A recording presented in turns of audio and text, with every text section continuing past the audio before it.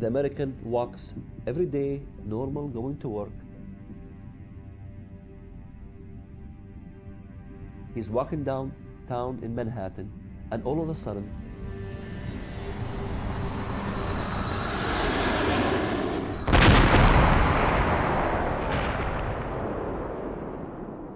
two planes hit the Twin Towers, and they have no clue why would somebody do such a thing.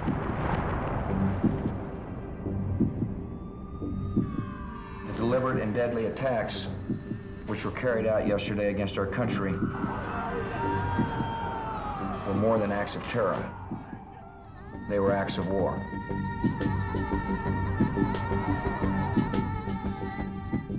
Radical Islam has declared the war. Radical Islam is at war now with the West. When I saw the second airplane hit, I knew jihad has come to America.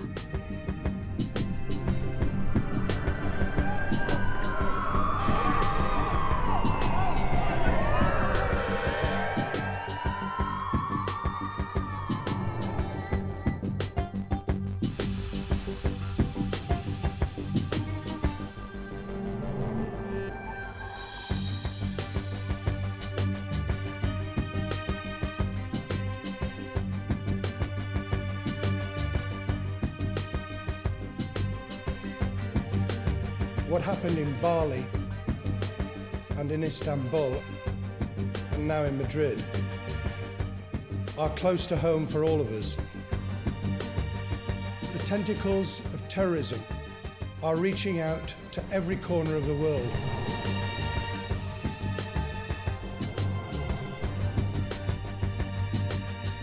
London's worst attack since the Second World War, a series of blasts rocked the capital during the busy morning rush hour.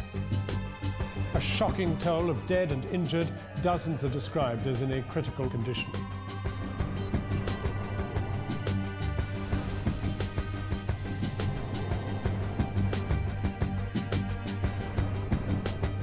Beslan School number 1 is a scene of carnage tonight. Hundreds of children are feared dead.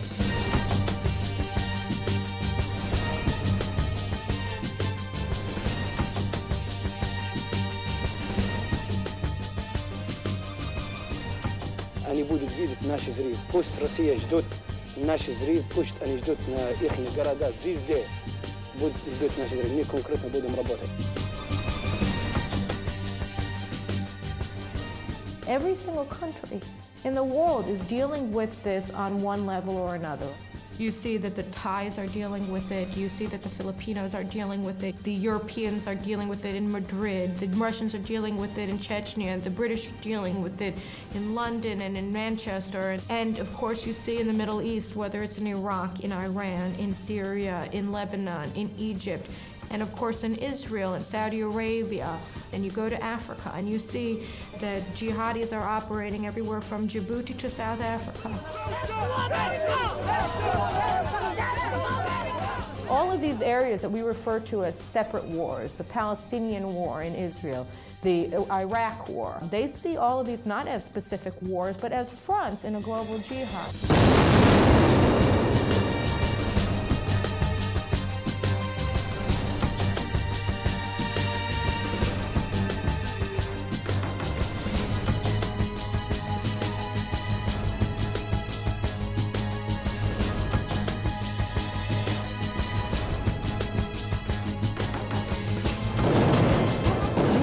In paradise. Right now, it looks all too possible.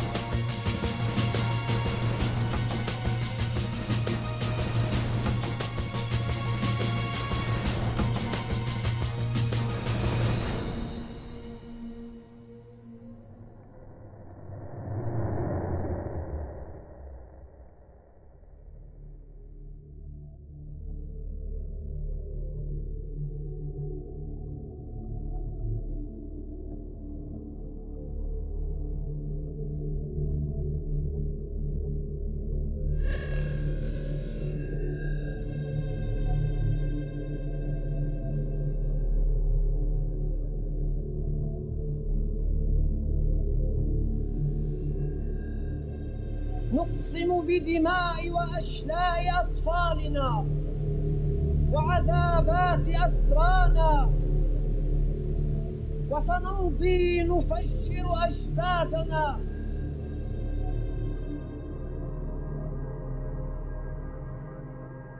We need to understand the culture that produced terrorism. Nani Darwish is no stranger to terror. She was born in Egypt and grew up in the Gaza Strip. In the 50s, her father headed Fedayeen terror operations against Israel. Some people view the current situation with the Middle East as a clash of civilization. I think it's more than that, way more than that. I think it's an outright declaration of war from radical Islam on Western culture, on the Judeo-Christian culture, and we should know that. It's a declaration of war.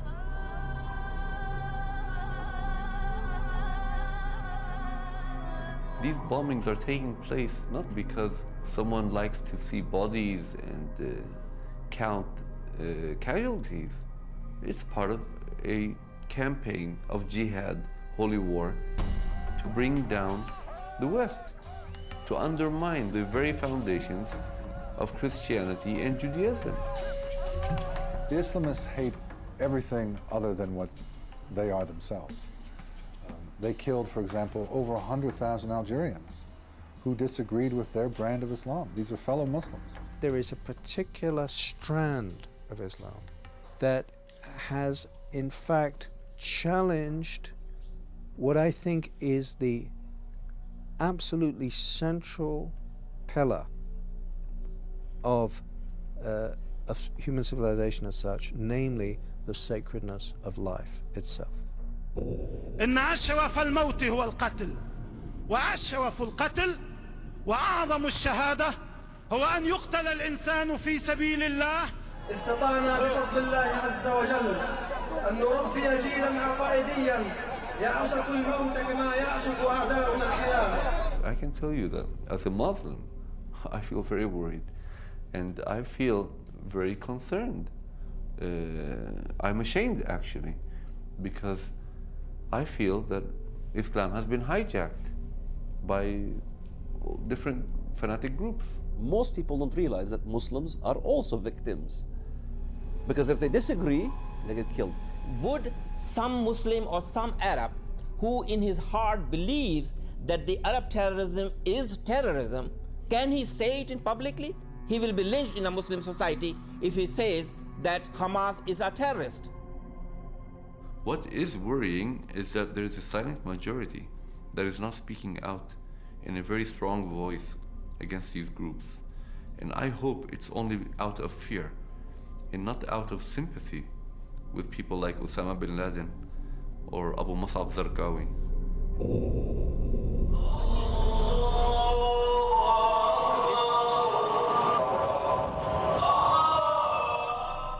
The question then becomes, what percentage of the Islamic world supports jihad and could be considered radicals or Islamic fundamentalists? The Muslim world consists of more than 1 billion people, and it's very difficult to tell what percentage of this 1 billion supports Al-Qaeda or Zarqawi or other terrorist groups.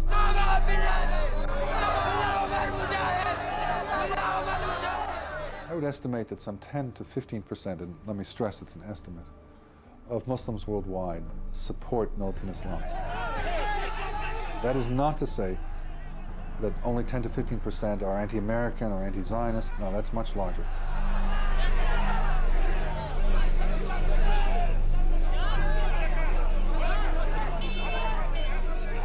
$1.2 billion Muslims out there with 15%. This is a huge number. This is as big as the United States of America. And the bad thing about it is that they're spread all throughout.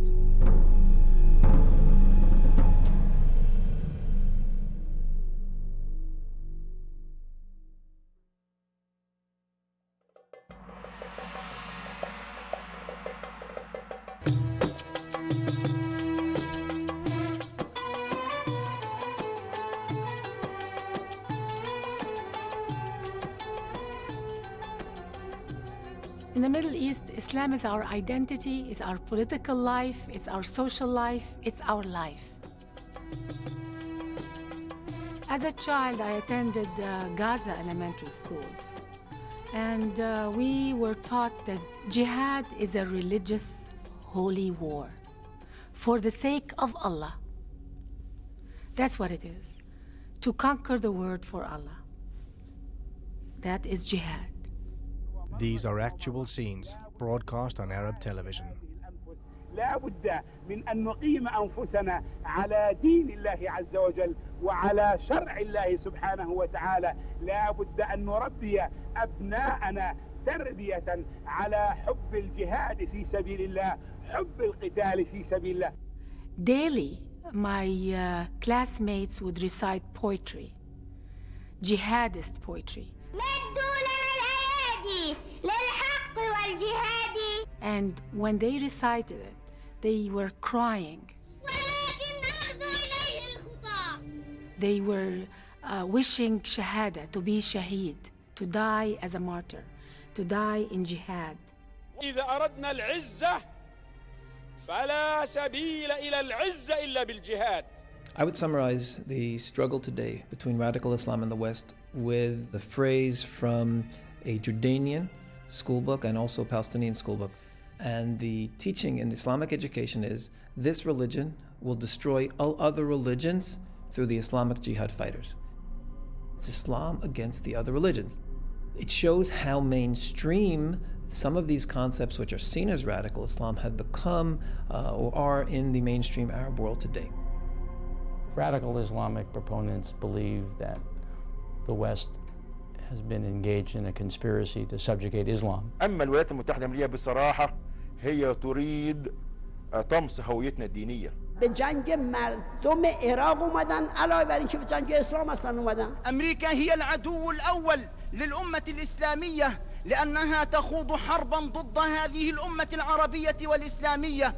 What they are saying is the United States is a threat, is a danger to them, is trying to dominate them, is trying to turn the whole world into America, and this is what they are telling their people they have to fight against.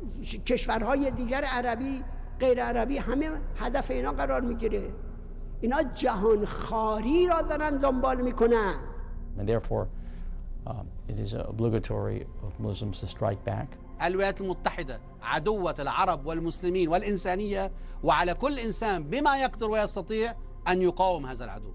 The West needs to be defeated one way or another.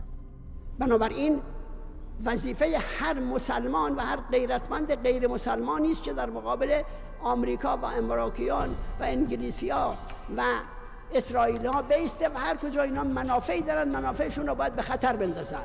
I mean, therein lies the issue of the threat of militant Islam, the anointed right to carry out executions of anybody who is considered a threat to Islam itself. يجب أن يفهم الأمريكيون أنهم باعتدائهم على العتبات المقدسة إنما يعتدون على كل المسلمين في العالم. The word jihad in the Muslim vocabulary, in the Muslim consciousness, is a very powerful word. आइए आज दुनिया भर के अंदर जो जिहाद हो रहा है उस जिहाद में हमारे शाना बशाना शरीक हो जाइए मुल्ला उमर और शेख उसामा बिन लादेन के साथ. First of all, the word jihad in literal Arabic basically means a struggle, coming from the word jahada, to struggle. Jihad in the traditional sense means self-struggle. Look within yourself to try and make yourself a better person. People think about it, yes, jihad does mean self-struggle, struggle within. But so does Mein Kampf. Mein Kampf means my struggle. But what struggle? Nazism had a struggle with what? What did the Jews do to tango in Nazi Germany?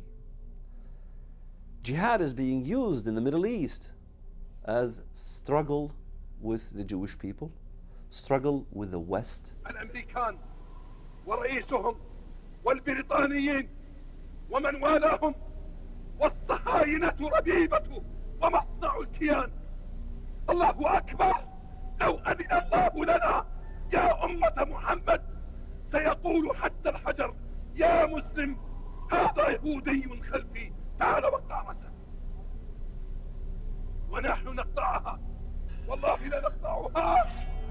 وجهه.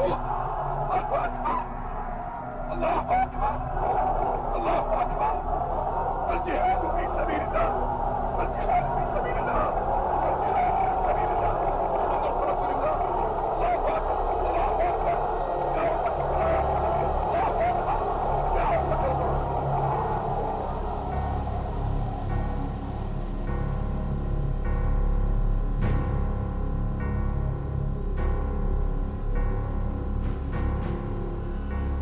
مراهق بريطاني انتزع قلب عجوز بعدما طعنه وشرب من دمها. هناك ناس مهووسون بمص دماء كبار السن. فهؤلاء وحوش على شكل بشر. The main theme in most of the Arab media is hostility to Israel and the United States and the West. آنکان تندیس بی همتای آزادی دشمن توحید و توهین خداوند.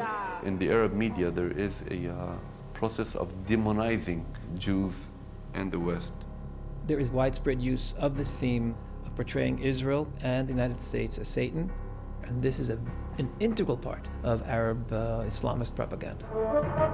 الشيطان الشيطان مغرور الشيطان يحتل الأوطان بسلاح الطغيان. إنه الشيطان منبع الطغيان إنه الشيطان منبع الطغيان. After 9/11, a lot of people in the West asked, why do they hate us? And some of them even started blaming themselves, looking what could America have done? There were numerous examples in American academia and media after 9/11 that placed the blame of 9/11 on American imperialism around the world. The message was, these people must be suffering so much if they're willing to blow up the World Trade Center. And they started saying, what could have we done to make them so angry at us? Is it our foreign policy? Is it us? What did we do?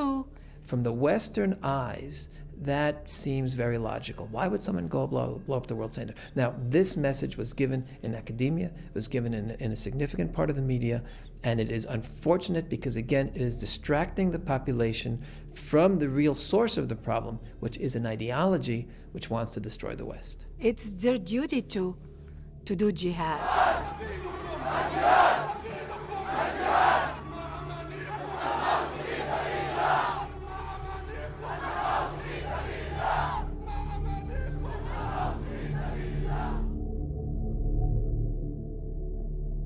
This clip was broadcast on Palestinian TV the day after London suffered 4 suicide terror attacks. واهلك الكفار والمشركين أعداءك أعداء الدين اللهم احصهم عددا وقتلهم بددا ولا تغادر منهم أحدا. The amount of hate propaganda is far more extensive and pervasive than the attention it has received in the Western media. If you want to get people to fight, you have to make them think that there's a threat and then they're in danger. آمریکا در کمین نشستند و تا نابودی کاملتان از شما دست بر نخواهند داشت. سریعاً قیام کنید که جهان ایمن از صیاد نیست.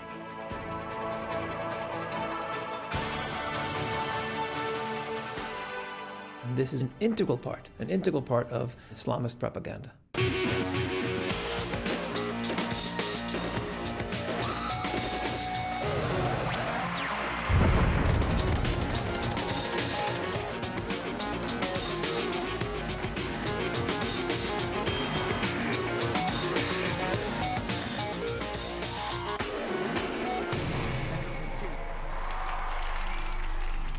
It recruits a lot of terrorists.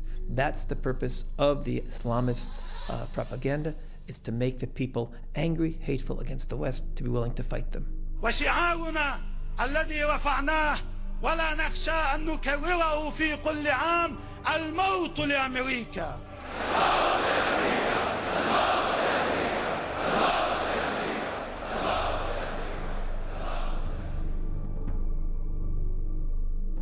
a television interview, an Arab intellectual admits that there is a distinct connection between propaganda and terrorism. أنا بقول إن فضائياتنا ينطبق عليه ما يسمى إعلام الإرهاب. نعم. تروج طروحات تعصبية، يعني قد لا يكون إرهاب مباشر بس تروج تعصب. والتعصب هي بداية العنف، الغلو عندهم، والعنف هو اللي يؤدي للإرهاب. يعني ما هو تعصب، تطرف، عنف، إرهاب. بسم الله الرحمن الرحيم. Lord of mercy. Well, no, we don't have the time for no error. Lord of mercy. Them back up on the original straight terror. Alongside the social art group. Big things. Yeah, man, throw them in the fire. Yeah, one for them. They will say Tony Blair, him a dirty go far. They want Mr. Bush, him a dirty go far. The National Front, them a dirty go far. Throw them in the fire. Mr. From Kandahar to Ramallah, we come and star. Peace to Hamas and the Hezbollah. OBL groovy like a shining star. Like the way we destroyed them through Tower. Ha ha.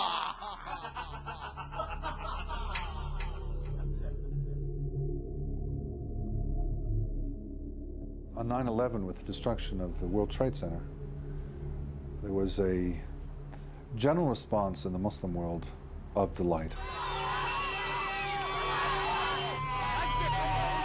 With the Palestinians perhaps the most extravagant.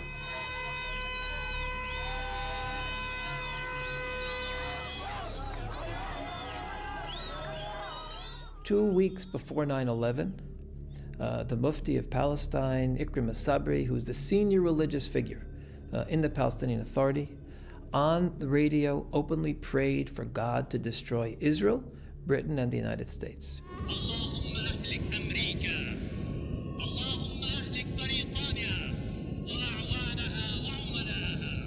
When you hear the same message over and over and over again, ضربة ربانية ستكون لأمريكا ولإسرائيل عن قريب. It becomes part of the way you see the world. وسوف يفرح المؤمنون بنصر الله.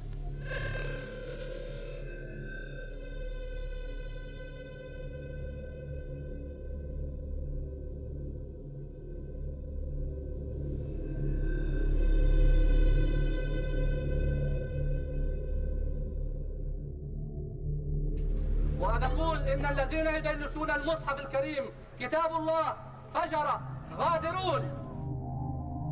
But hatred for the West is not limited to the Islamic world. Radical Islam has for years been spreading its ideology in the West. This jihad rally is taking place on the streets of London. The infiltration of radical Islam is so deep, it's shocking.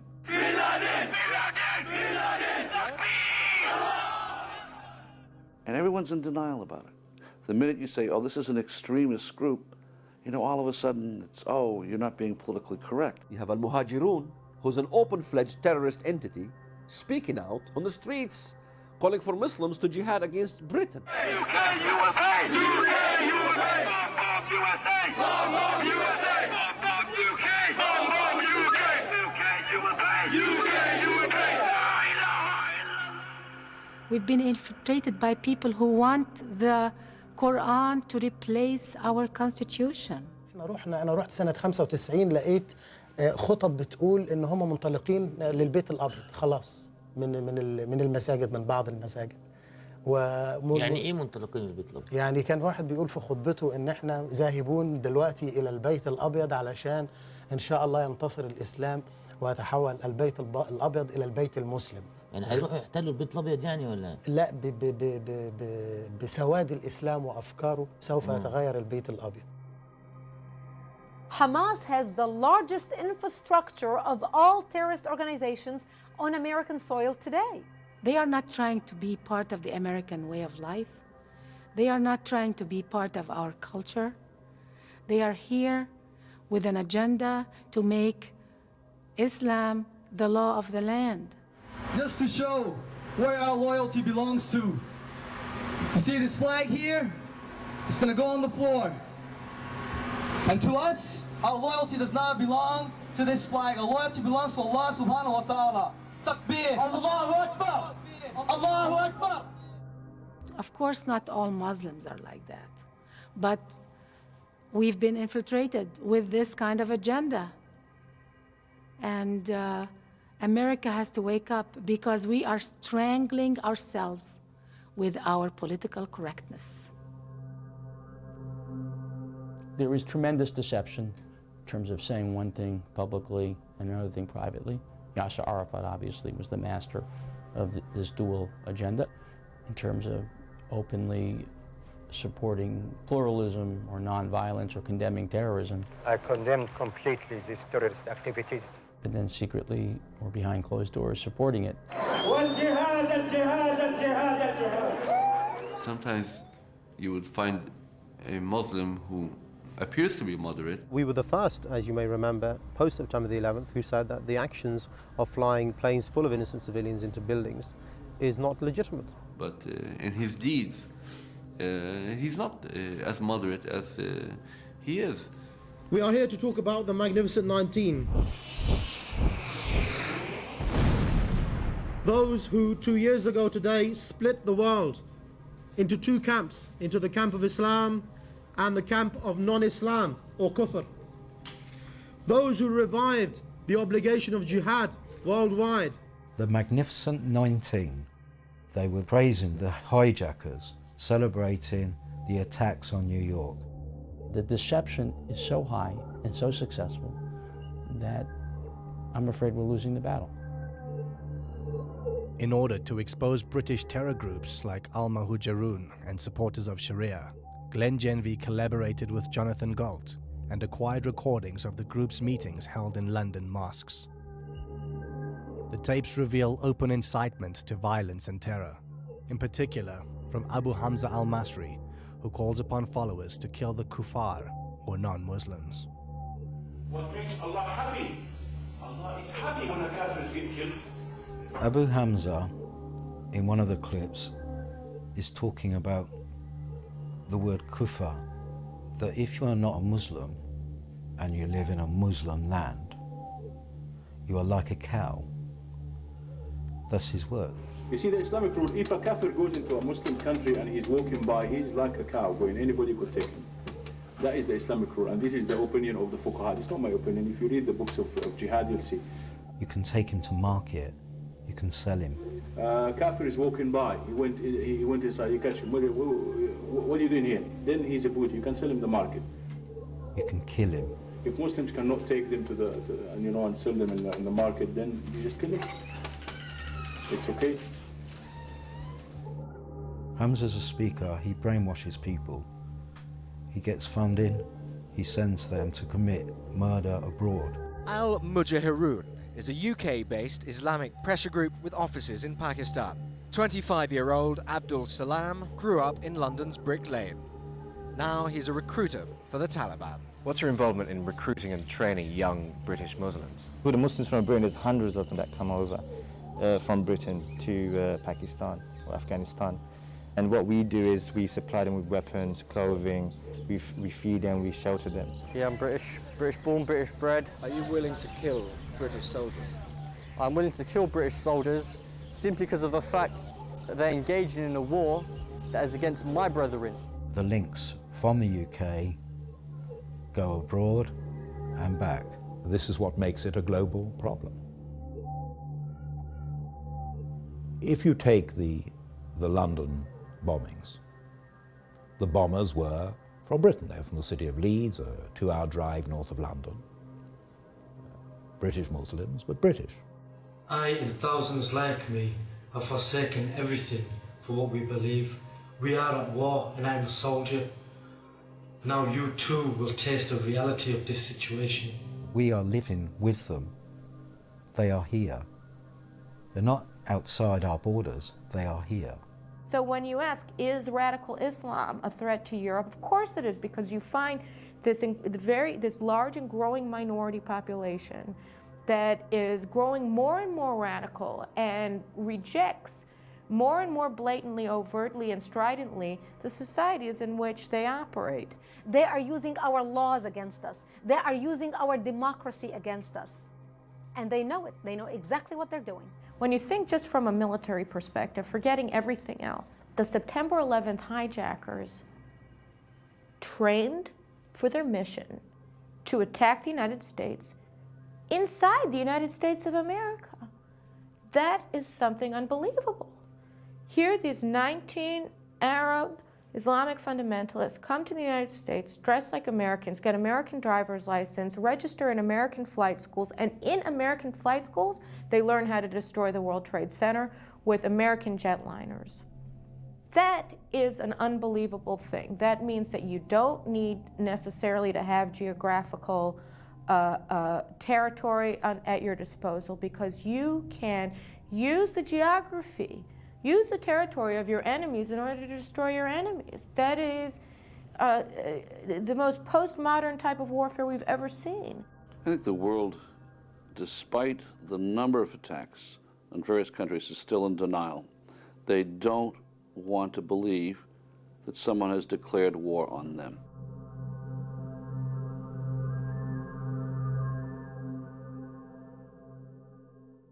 In the 1930s, the danger of Nazism was there. It was in everything Hitler wrote and said, in everything the Nazi authorities did. Dann wird das Ergebnis nicht die Bolschewisierung der Erde und damit der Sieg des Judentums sein, sondern die Vernichtung der jüdischen Rasse in Europa. In the corruption of a whole generation of German youth through the propaganda of Nazism in schools. But people thought, well, this is a German problem, it's a limited problem. We have our own problems, we have our unemployment. And I think the same is true today. They don't connect the dots. They don't connect the acts together. They don't see that Islamic fundamentalism is a global network and a global problem. There is no terrorist threat. There is no terrorist threat. Yes, there have been horrific acts of terrorism, and yes, there will be acts of terrorism again. But that does not mean that there's just some massive terrorist threat. We have to worry about terrorism. If terrorism had struck on the West Coast rather than the East Coast, some of the folks in Hollywood might have a somewhat different view. People don't want to feel that this is part of a single threat, because if you come to that conclusion, and I'm sure it's the true conclusion, then you have to do something about it. If you ignore a real threat, like has happened in the past before World War II, then the world will pay with many, many millions of dead. In Second World War, the West was sleeping.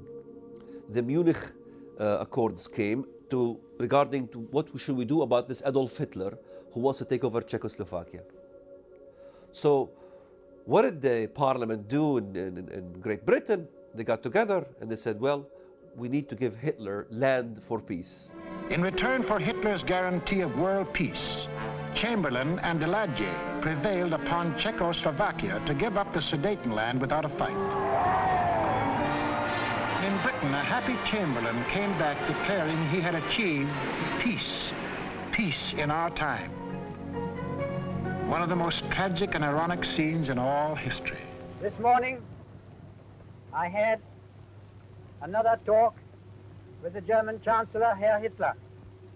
And here is the paper which bears his name upon it as well as mine. Chamberlain believed that they could do a deal with Hitler, that Britain and Germany had a special affinity.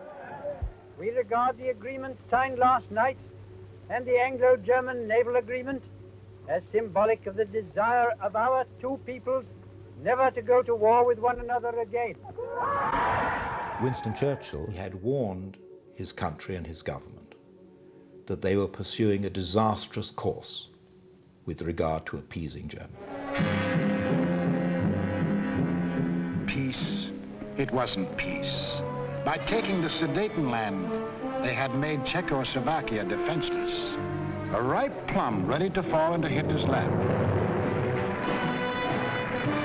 Within 6 months of declaring that he wanted no more territory anywhere, he violated the Munich Agreement. Austria and Czechoslovakia were gone without a fight. and Hitler was getting his control of Eastern Europe. Poland was next on the map. Churchill never considered himself a great leader. He always considered that he had failed, because from 1933 to 1939, he had warned his country and his government.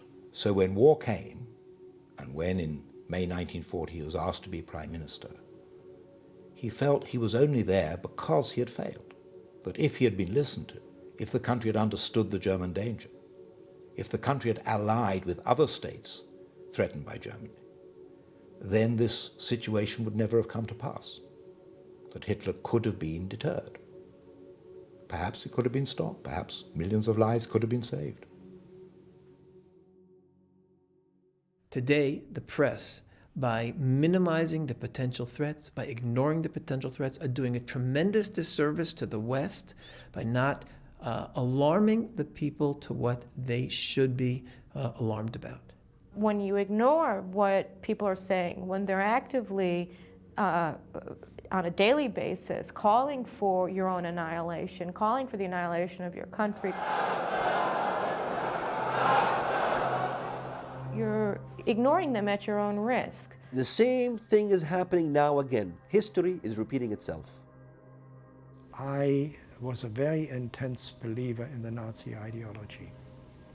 And I know what a supreme dedication to an ideology can do. From an early age, Alphonse Heck was influenced by the Nazi worldview.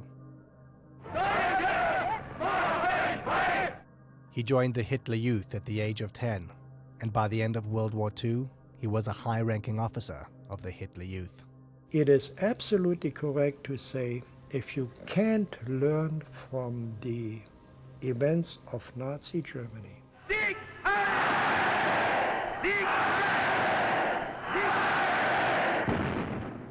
you will not be able to grasp the true intent of the danger of the radical Muslim world today. You're simply hiding.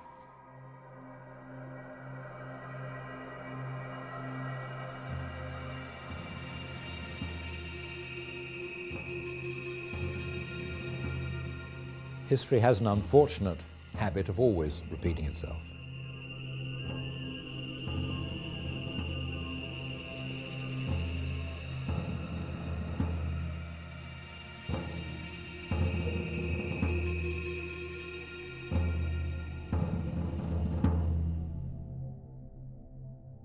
The idea that the radical Muslims have and that Nazis had is they demonize the Jews. You know, they just turn them into demons. And I mean, this is exactly what happened in Germany. Now, can you imagine? We were enlightened people and we fell for this. Why wouldn't Muslims fall for this? فاليهود هم اليهود هؤلاء هم الذين يجب أن يذبحوا ويجب أن يقتلوا.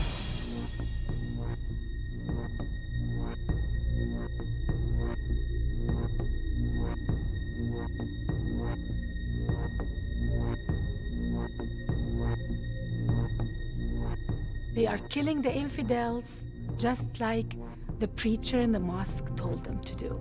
It's their duty to kill them.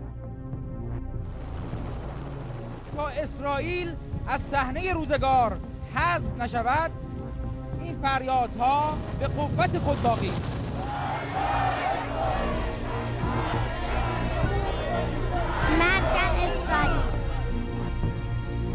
I watched anti-Semitism since I was a young kid, and now the world is reaping. These eggs are hatching, and what's coming out is literally something that comes out of Nazi Germany.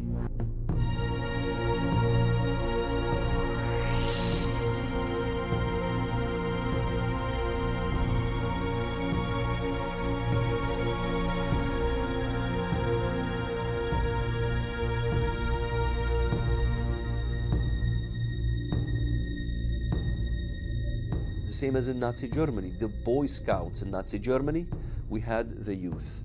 The youth was being robbed from being youth.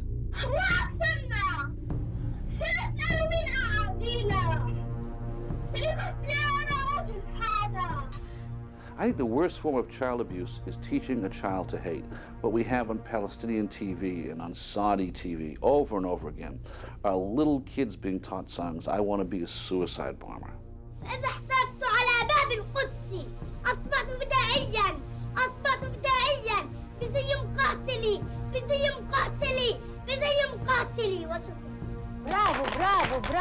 And the youth who are listening to this day and night, what do you expect to happen? A Palestinian teenager showed up at a crowded West Bank checkpoint wearing a suicide bomb vest. Soldiers sent a yellow robot to hand scissors to the boy so he could cut off the vest. Once the boy was out of harm's way, the bomb vest was detonated. And I think this is a crime that the Muslim world commits against its children. Hitler committed a crime against young Germans. Took me a long time to see that. But what the Muslims do to their own children is even worse.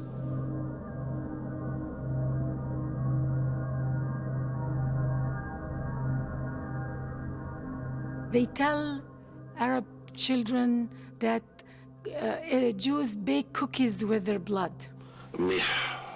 أصلاً نحن في عنا مهمة للقيادة ولازم ننفذها بسرعة. إيه؟ شو هي؟ This is a scene from the television series Al-Shatat. It was broadcast on satellite TV stations that reach hundreds of millions of viewers. اسمع، بدنا دم طفل مسيحي قبل الفصح مشان الفطير.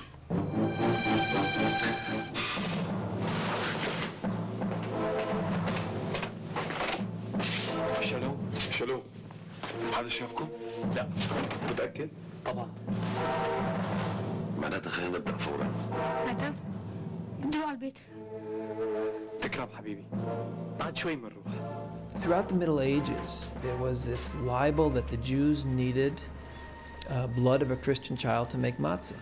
Now, of course, today the world knows this is totally libelous accusation, no connection to truth at all. Yet the Al-Shatat film was able to include a video depiction of this ancient blood libel as if this is real Jewish ideology.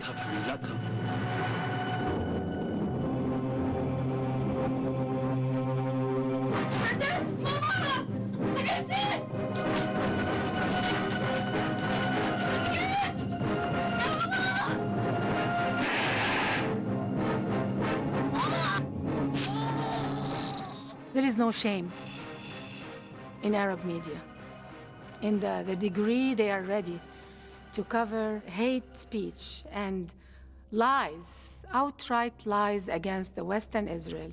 التي تصنع الفطير من دم الأطفال الأبرياء. This is a war of propaganda in which the same techniques of subversion that we saw earlier in the challenge posed by fascism and Nazism are repeating themselves. The propaganda of Islam is very similar to the propaganda of Nazism. It's the same hate speech, paranoia, and us against them.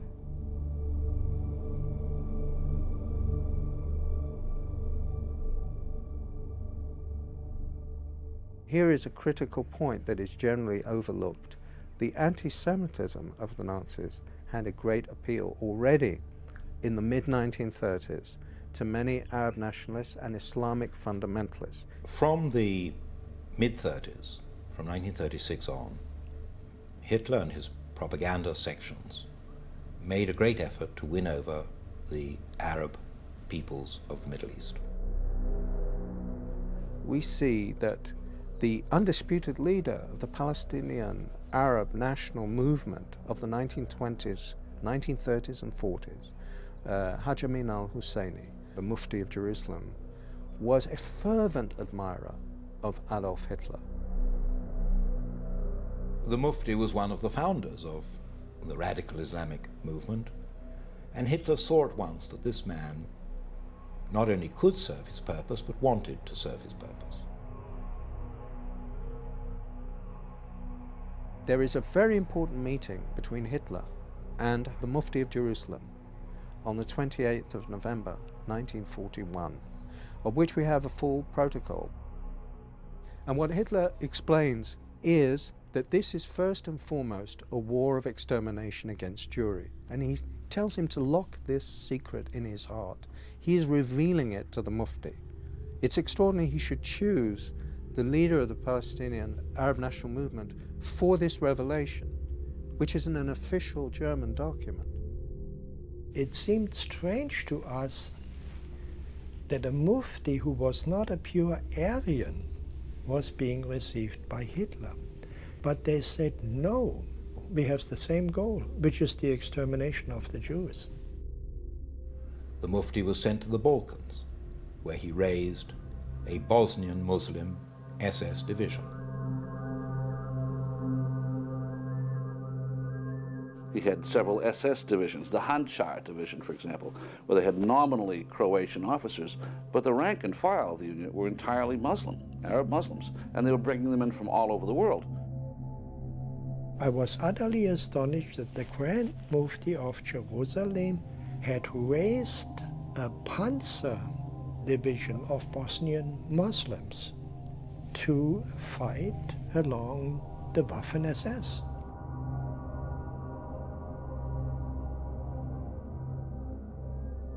The fanatic Muslim world and Hitler both agreed that no ideology can exist beyond theirs. It's all-encompassing. A secular dogma like Nazism is less dangerous than this Islamofascism that we see today. It's less dangerous because Islamofascism has a religious twist to it. It says God the Almighty ordered you to do this, not the Führer. You know, so it is way more dangerous. It's trying to grow itself in 55 Muslim states. So potentially you could have a success rate of several Nazi Germanys if these people get their way.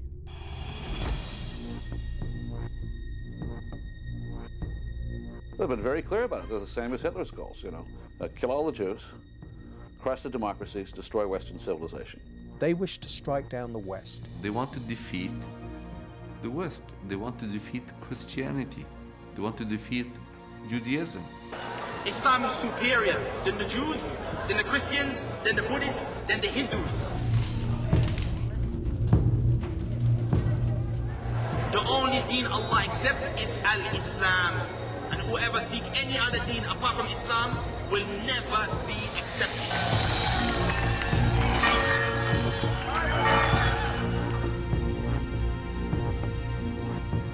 And the Christians are kafirs. And you may say to yourself, no, they're innocent. No kafir is innocent. Two blasts just minutes apart, outside two churches in Baghdad, as those inside worshipped. And you too will meet your destruction, because Allah's religion will prevail on this earth.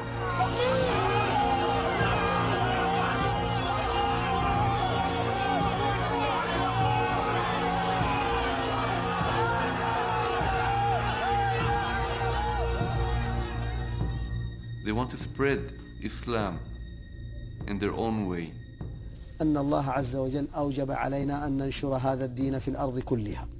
It's very clear. We've heard it so many times from many Muslim leaders that they want to Islamize the world. پیام انقلاب پیام جهانی است، در جغرافیا و زمان محدود نمی شود. تردید نکنید که ان شاء الله اسلام همه کجا رو فتح خواهد کرد؟ همه قله های جهان رو فتح خواهد کرد. قد حكمنا الدنيا وسيأتي يوم والله نحكم فيه كل الدنيا. سيأتي يوم نحكم فيه أمريكا، سيأتي يوم نحكم فيه بريطانيا، ونحكم فيه كل العالم. Radical Islamic groups want to see the world unified under Islam. It's only a matter of time until we rule Earth, until we control Earth. One day, this very flag will fly over the Parliament in London. We will see this flag that will fly over the White House, and we will see the Black House, the Kaaba, will take over the whole world. Islam to the world. You will take over USA. You will take over UK. You will take over Europe. You will defeat them all. You will get victory. You will take over Egypt. We trust in Allah. Indeed, there is He who sent His messenger, Muhammad sallallahu alaihi wasallam, with the deen of Haqq, with Islam, to dominate all of our other religions, to dominate the United States, to dominate the world, even though the non-Muslims may hate it. Takbir, Allahu Akbar, Allahu Akbar, Allahu Akbar, La ilaha illallah. At the end of the day, Islam must control earth, whether we like it or not. It's a promise from Allah subhanahu wa ta'ala. It's a promise from Rasulullah subhanahu wa ta'ala.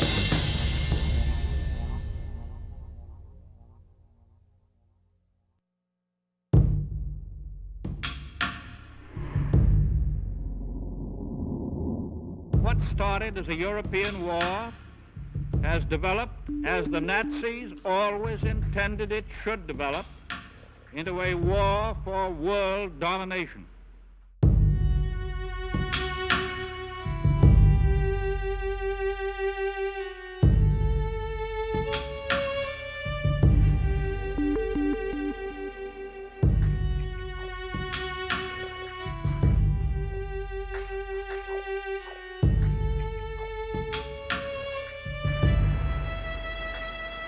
It is coming very close to home. Will our children too wander off in search of new gods?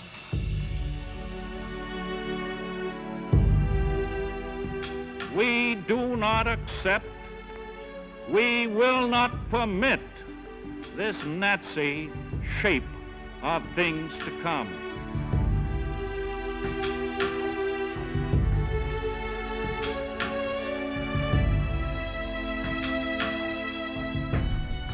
We know that these people act in the name of Islam. But we also know that the vast and overwhelming majority of Muslims here and abroad are decent and law-abiding people who abhor this act of terrorism every bit as much as we do.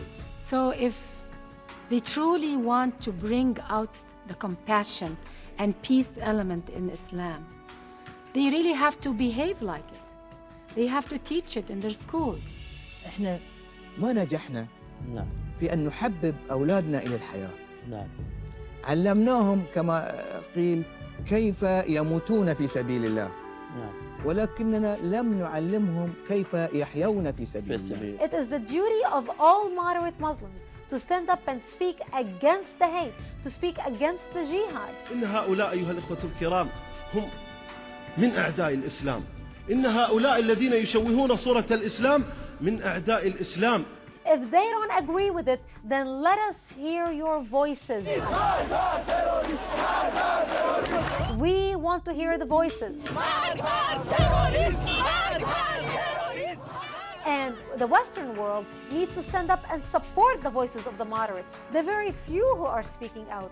The Western world need to support them, need to do everything we can to empower them. It would be a terrible disservice to those Muslims who are liberal, who are democratic, who are modern, who want to live a civilized life, to throw them in with the barbarians, because they are on the right side, and more than that, they have a great deal to offer in the war against militant Islam.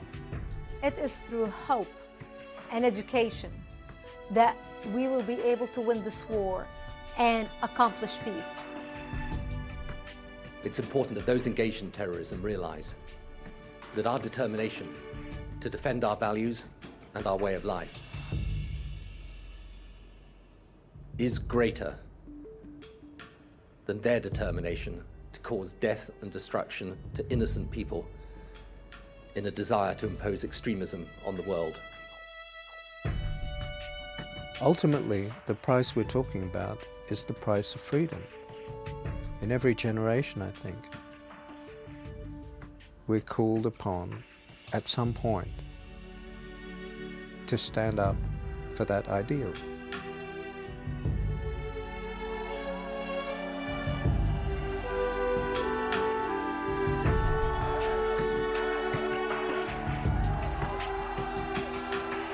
There is no evil that I'm aware of in history that has simply disappeared of its own accord.